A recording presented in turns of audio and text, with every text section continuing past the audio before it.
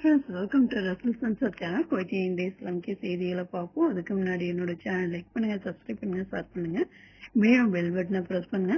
குவைத்தில் உள்ள இந்திய தூதரகம் 12வது சர்வதேச யோகா தினத்தை கொண்டாடும் விதமாக ஜூன் 11 முதல் 21 வரை 3 நாள் யோகா திருவிழாவை அறிவித்துள்ளது. இதன் முதன்மை நிகழ்வு ஜூன் 20 சனிக்கிழமை அன்று சல்மியாவில் உள்ள பவுல்வார்ட் கிரிக்கெட் மைதானத்தில் நடைபெறும். இந்நிகழ்வில் குவைத் முழுவதிலுமிருந்து யோகா ஆர்வலர்கள், சமூக உறுப்பினர்கள் மற்றும் நல்வாழ்வு ஆர்வலர்கள் ஒன்று கூடுவார்கள் என எதிர்பார்க்கப்படுகிறது.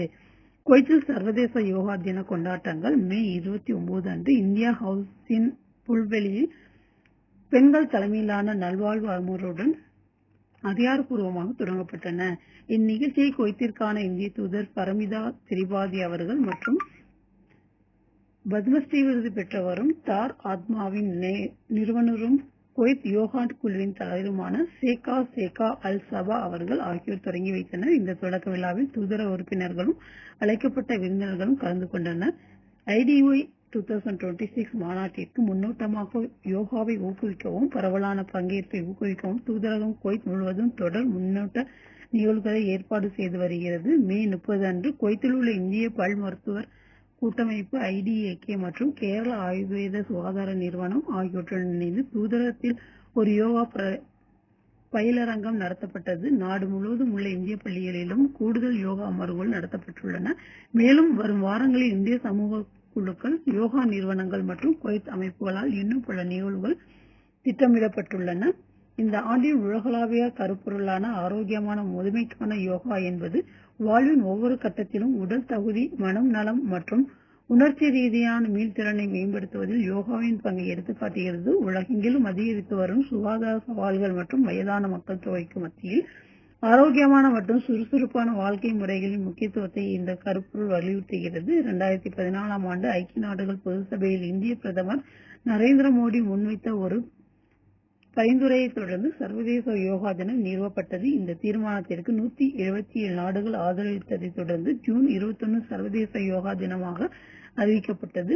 2015 முதலாக கடைபிடிக்கப்பட்டதிலிருந்து இந்த நிகழ்வு முழுமையான ஆரோக்கியத்தையும் நல்வாழ்வையும் ஊக்குவிக்கும் ஒரு உலகளாவிய இயக்கமாக வளர்ந்துள்ளது. மேலும் தூதரகம் தனது தொடர்ச்சியான நல்வாழ்வு விழிப்புணர்வு முயற்சிகளின் ஒரு பகுதியாக ஆண்டு முழுவதும் ஒவ்வொரு வெள்ளிக்கிழமை மற்றும் சனிக்கிழமைகளில் வழக்கமான யோகா பயிலுடங்களை தொடர்ந்து நடத்தி வருகிறது. யோகா தின திருவிழாவிற்கான பதிவு நேரங்கள் மற்றும் நிகழ்வு ஏற்பாடுகள் தொடர்பான விவரங்கள் வரும் நாட்களில் தூதரகத்தின் அதிகாரப்பூர்வ தகவல் தொடர்பு வழிகள் மூலம் அறிவிக்கப்படும். இந்த கொண்டாட்டங்களில் பங்கேற்று ஆரோக்கியமான மற்றும் சமச்சீரான வாழ்க்கைக்கான ஒரு வழியாக யோகாவை தழுவுமாறு குவைத் முழுவதிலும் உள்ள மக்களுக்கு தூதரகம் அழைப்பு விடுத்துள்ளது. குவைத்தில் படிப்படியான செயல்பாட்டு திட்டத்தின் கீழ் குவைத் சர்வதேச விமான நிலையத்தின் முனையம் T1 மீண்டும் திறக்கப்பட்டதை தொடர்ந்து அரபு மற்றும் வெளிநாட்டு விமான விமானங்கள் மீண்டும் இயங்க தொடங்கிய முதல் நாள் வெற்றிகரமாக செயல்பட்டதாக சிவில் விமான போக்குவரத்து பொது இயக்குநரகம் அறிவித்துள்ளது. ஒரு அறிக்கையில் அனைத்து விமான செயல்பாடுகளும் எந்த ஒரு குறிப்பிடத்தக்க சிக்கல்களோ அல்லது தடைகளோ இன்றி சீராகவும் திட்டமிட்டபடியும் நடைபெற்றதாக DGCA தெரிவித்துள்ளது. விமான நிலையத்தில் செயல்படும் அனைத்து அமைப்புகளும் இடையே இருந்த உயர்மட்ட தயார்நிலை மற்றும் நெருங்கிய ஒருங்கிணைப்பை இந்த வெற்றிகரமான மறுதொடக்கம் நிகழ்ந்ததற்கு காரணம் என அந்த ஆணையம் குறிப்பிட்டுள்ளது. தடையற்ற நடைமுறைகள், திறமையான விமான கையாளுதல் மற்றும் சீரான பயணிகள் சேவைகளை உறுதி செய்வதில் விமான நிலைய பயனாளர்களுக்கும் செயல்பாட்டு குழுக்களுக்கும் இடையிலான திறம்பட ஒத்துழைப்பு முக்கிய பங்கு வகித்ததாக DGCA குறிப்பிட்டுள்ளது. மீண்டும் திறப்பதில் ஈடுபட்ட அனைத்து முகமைகள், கூட்டாளிகள் மற்றும் ஊழியர்களுக்கு அந்த ஆணையம் தனது பாராட்டுகளை தெரிவித்ததோடு இந்த சாதனையானது பல்வேறு தரப்பினிடையே நிலவிய வலுவான ஒருங்கிணைப்பு மற்றும் ஒன்றிணைப்பின் பிரதிபலிப்பு என்றும் விவரித்தது.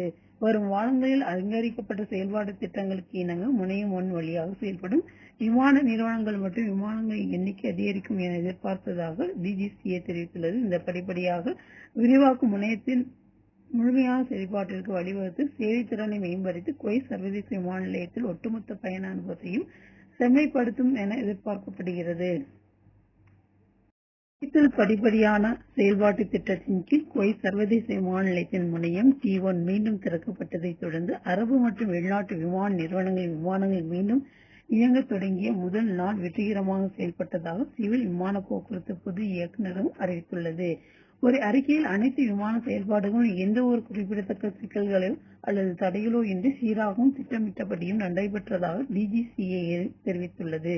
விமான நிலையத்தில் செயல்படும் அனைத்து அமைப்புகளும் இடையே இருந்த உயர்மட்ட தயார்நிலை மற்றும் நெருங்கிய ஒருங்கிணைப்பே இந்த வெற்றிகரமான மறுதொடக்கம் நிகழ்ந்ததற்கு காரணம் என அந்த ஆணையம் குறிப்பிட்டுள்ளது. தடையற்ற நடைமுறைகள், திறமையான விமான கையாளுதல் மற்றும் சீரான பயணிகள் சேவைகளை உறுதி செய்வதில் விமான நிலைய பயனாளர்களுக்கும் செயல்பாட்டு குழுக்களுக்கும் இடையிலான திறம்பட ஒத்துழைப்பு முக்கிய பங்கு வகித்ததாக டிஜிசிஏ குறிப்பிட்டுள்ளது.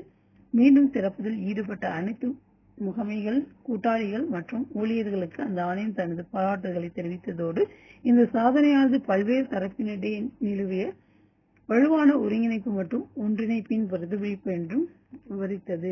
வரும் வாரங்களில் அங்கீகரிக்கப்பட்ட செயல்பாட்டு திட்டங்களுக்கு இணங்க முனையம் 1 வழியாக செயல்படும் விமான நிறுவனங்கள் மற்றும் விமானங்களின் எண்ணிக்கை அதிகரிக்கும் என எதிர்பார்ப்பதாக டிஜிசிஏ தெரிவித்துள்ளது. இந்த படிப்படியாக விரிவாக்கும் முனையத்தின் முழுமையான செயல்பாட்டிற்கு வழிவகுத்து சேவை திறனை மேம்படுத்தி குவைத் சர்வதேச விமான நிலையத்தில் ஒட்டுமொத்த பயண அனுபவத்தையும் செம்மைப்படுத்தும் என எதிர்பார்க்கப்படுகிறது.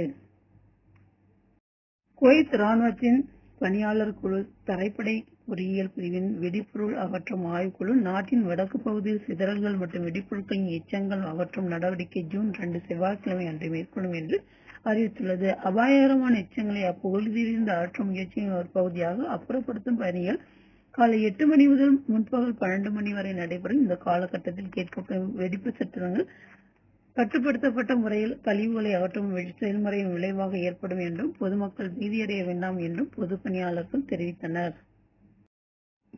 குவைத்தில் ஏவுகணை தாக்குதல் மற்றும் பயணி கொண்ட ஆளில்லா விமானங்களுக்கு எதிரான நாட்டின் வான் பாதுகாப்பு அமைப்புகள் தீவிரமாக பதிலடி கொடுத்து வருவதாக குவைத் ராணுவத்தின் பொது பணியாளர் தலைமையகம் திங்கட்கிழமை அதிகாலை அறிவித்துள்ளது. பல்வேறு பகுதிகளில் கேட்கப்பட்ட வழிச்சட்டங்கள் வரும் அச்சுறுத்தல்களையும் விரோத தாக்குதலையும் வான் பாதுகாப்பு அமைப்புகள் இடைமறித்ததன் விளைவாகவே ஏற்பட்டன என்று பொதுப்பணியாளர் பிரிவு ஒரு அறிக்கை தெரிவித்துள்ளது. பாதுகாப்பு படைகள் தங்களது நடவடிக்கைகளை தொடர்ந்து கொண்டிருந்த வேளையில் முன்னெச்சரிக்கை நடவடிக்கையாக நாடு முழுவதும் வான்வழி தாக்குதல் எச்சரிக்கை ஒலிப்பான்கள் ஒலிக்கப்பட்டன. குவைத்தில் நாடு முழுவதும் அதிகரித்து வரும் வெப்பநிலையால் மின் நுகர்வு தொடர்ந்து கூடுதல். கோடை காலத்தில் குடிமக்களுக்கும் குடியிருப்பாளர்கள் மின்சாரத்தை பொறுப்புடன் பயன்படுத்த வேண்டும் என்று மின்சாரம், நீர் மற்றும் புதுப்பிக்கத்தக்க எரிசக்தி அமைச்சகம் மீண்டும் அழைப்பு விடுத்துள்ளது. அதிகபட்ச தேவை நேரங்களில் ஆற்றலை சேமிப்பது குவைத்தின் மின்சார கட்டமைப்பின் நிலைத்தன்மையையும் செயல்திறனையும் பராமரிப்பதில் முக்கிய பங்கு வகிக்கிறது என்று அமைச்சகம் வலியுறுத்தியது. நுகர்வில் ஏற்படும் சிறிய குறைப்புகள் கூட மின் வலையமைப்பின் மீதான அழுத்தத்தை குறைக்க உதவும் என்று குறிப்பிட்ட அது, இன்று நாம் சேமிக்கும் ஒவ்வொரு வாட்டுக்கும் நாளைக்கு ஒரு பெரிய மாற்றத்தை ஏற்படுத்தும் என்றும் வலியுறுத்தியது. அமைச்சகத்தின் கூற்றுப்படி தினமும் காலை 11 மணி முதல் மாலை 5 மணி வரை மின்சாரத்திற்கான உச்சபட்ச தேவை ஏற்படுகிறது. அந்த நேரத்தில் குளிரூட்டல்கள் மற்றும் வீட்டு உபயோகப் பொருட்கள் அதிகப்படியான பயன்பாடு மின்சார அமைப்பில் பெரும் அழுத்தத்தை ஏற்படுத்துகிறது. மின் நுகர்வு குறைப்பதற்காக ஆற்றல் திறன்மிக்க எல்இடி விளக்குகளை பயன்படுத்தவும், பயன்படுத்தப்படாத விளக்குகள் மற்றும் மின்சாதனங்களை அணைக்கவும், ஆட்கள் இல்லாத அறைகளில் குளிரூட்டல்களை அணைத்து வைக்கவும், குளிரூட்டும் அமைப்புகளை மிதமான வெப்பநிலை அமைக்கவும் அமைச்சகம் பொதுமக்களுக்கு அறிவுறுத்தியுள்ளது. மேலும் அதிக மின்சுமை கொண்ட சாதனங்களை முடிந்தவரை அதிகபட்ச பயன்பாட்டு நேரங்களுக்கு வெளியே இயக்கவும் அது பரிந்துரைத்துள்ளது. உச்ச நேரங்களில் மின்சார பயன்பாட்டை நிர்வகிப்பது ஒரு கூட்டு பொறுப்பு என்றும் கோடை மாதங்கள் முழுவதும் நம்பகமான மற்றும் நிலையான மின்சார விநியோகத்தை உறுதி செய்வதற்கு பொதுமக்களின் ஒத்துழைப்பு அவசியம் என்றும் அமைச்சகம் வலியுறுத்தியுள்ளது. குவைத்தில் பொது விமான போக்குவரத்து இயக்குநர் குவைத் சர்வதேச விமான நிலையத்தில் இருந்து புறப்படும் விமானங்களுக்கான செக்-இன் கவுண்டர்கள் மூடப்படும் நேரங்களில் ஜூன் 1, 2026 திங்கட்கிழமை முதல் அமலுக்கு வரும் வகையில் அறிவித்துள்ளது. எக்ஸ் தளத்தில் உள்ள தனது அதிகாரப்பூர்வ கணக்கில் வெளியிட்ட ஒரு அறிக்கையில் பயணிகள் தங்கள் விமானங்களை தவறவிடுவதை தவிர்க்க விமான நிலையத்திற்கு முன்கூட்டியே வந்து குறிப்பிடத்தக்க நேரங்களை கடைபிடிக்குமாறு அந்த ஆணையம் வலியுறுத்தியுள்ளது. புதிய அட்டவணையின்படி வளைகுடா ஒத்துழைப்பு கவுன்சில் மற்றும் அரபு நாடுகளுக்கான விமானங்களின் செக்-இன் கவுண்டர்கள் விமானம் புறப்படுவதற்கு 1 மணி நேரத்திற்கு முன்பும், மற்ற அனைத்து இடங்களுக்கான விமானங்களின் கவுண்டர்கள் விமானம் புறப்படுவதற்கு 1.5 மணி நேரத்திற்கு முன்பும் மூடப்படும். சுமூகமான பயண நடைமுறைகளின் சரியான நேரத்தில் விமானத்தில் ஏறுவதையும் உறுதி செய்ய இந்த நேர அட்டவணைகளை கடைபிடிப்பதன் முக்கியத்துவத்தை டிஜிசிஏ வலியுறுத்தியுள்ளது. குவைத்தில் உள்துறை அமைச்சகத்தின் போக்குவரத்து மற்றும் செயல்பாடுகள் விவகாரங்கள் துறை ஜூன் 1, 2026 முதல் ஆகஸ்ட் 31 வரை குவைத் முழுவதும் உள்ள அனைத்து சாலைகளிலும் காலை 11 மணி முதல் மாலை 4 மணி வரை டெலிவரி மோட்டார் சைக்கிள்கள் இயக்கப்படுவதற்கு தடை விதிப்பதாக அறிவித்துள்ளது. தொழிலாளர்கள் கடும் வெப்பநிலை மற்றும் கடுமையான வானிலை நிலைகளில் இருந்து பாதுகாக்கும் நோக்கில் உச்ச நண்பகல் வெப்பத்தின் போது திறந்தவெளி பகுதிகளில் வேலை செய்வதை தடை செய்யும் பொது மனித ஆணையத்தின் விதிமுறைகளுக்கு இணங்க இந்த முடிவு செயல்படுத்தப்படுகிறது. 2026 ஆண்டின் அமைச்சரவை முடிவு எண் 3 கோடை மாதங்களில் பணியிட பாதுகாப்பு மேம்படுத்தவும் விநியோக பணியாளர்களை பாதுகாக்கவும் இயல்கிறது என்று அமைச்சகம் தெரிவித்துள்ளது. அனுமதி நிபந்தனைகளை மீறுபவர்களுக்கு எதிராக விதிமீறல்கள் அறிவிப்புகள் வழங்குவது உட்பட கடுமையான சட்ட நடவடிக்கை எடுக்கப்படும் என அதிகாரிகள் எச்சரித்துள்ளனர். நாடு முழுவதும் தொழிலாளர் பாதுகாப்பை உறுதி செய்வதற்கும் தொழிற்சார் சுகாதார தரங்களை பேணுவதற்கும் நிறுவனங்களுக்கும் வணிக உரிமையாளர்களும் இந்த ஒழுங்குமுறையை முழுமையாக கடைபிடிக்க வேண்டும் என்று போக்குவரத்து மற்றும் செயல்பாடு விவகாரங்கள் துறை வலியுறுத்தியுள்ளது. குவைத்தின் இன்றைய சில முக்கிய செய்திகளை பார்த்தோம். உங்கள் அனைவரின் நல்லாதருடன் எனது இனிய பயணத்தை தொடர அடுத்த தகவலை சந்திப்போம் என கூறி விடைபெறுவது உங்கள் ரசூல் அன்சார். நன்றி, வணக்கம்.